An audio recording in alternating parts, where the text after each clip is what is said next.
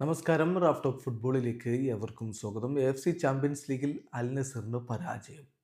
CR7 കൂടാതെ കളിക്കാനിറങ്ങിയ അവർ അവസാന ഘട്ടത്തിൽ അൽ സദ്ദിനോട് പെനാൽറ്റി വഴങ്ങി 2-1 പരാജയപ്പെടുകയായിരുന്നു.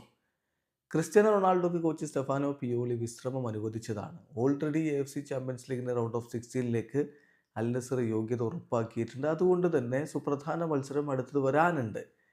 ഡിസംബർ 6 അവർക്ക് സൗദി പ്രോ ലീഗിൽ ലീഡേഴ്സായിട്ടുള്ള അൽ ഇത്തിഹാദുമായിട്ടാണ് കളി. അതിനു വേണ്ടിയിട്ടാണ് CR7 വിശ്രമം അനുവദിച്ചത്. CR7 സ്റ്റാൻഡിലിരുന്ന് കളി കണ്ട മത്സരം 2-1 അദ്ദേഹത്തിൻ്റെ ടീം തോൽക്കുകയായിരുന്നു. മത്സരത്തിൽ അൽസദിനായിട്ട് അക്രം അഫീഫും ഔനാസുമാണ് ഗോളുകൾ കണ്ടെത്തിയത്. അൽ നസറിൻ്റെ ഗോളിൽ അൽസദ് താരം സൈസിൻ്റെ ഓൺ ഗോളായിരുന്നു.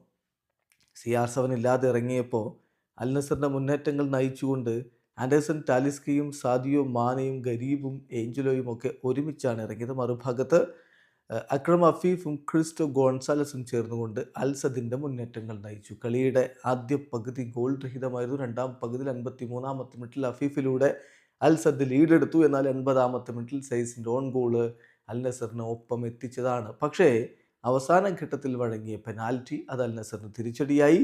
ഔനാസ് അത് ഗോളാക്കി മാറ്റി. 2-1 അൽ നസർ പരാജയപ്പെട്ടു. ഏതായാലും സ്റ്റിൽ അൽ നസർ AFC ചാമ്പ്യൻസ് ലീഗിൻ്റെ പോയിന്റ് പട്ടികയിൽ ഗ്രൂപ്പ് ബിയിൽ 3-ാം സ്ഥാനത്താണ്. 6 കളികളിൽ നിന്ന് അവർക്ക് 13 പോയിൻ്റ് ഉണ്ട്.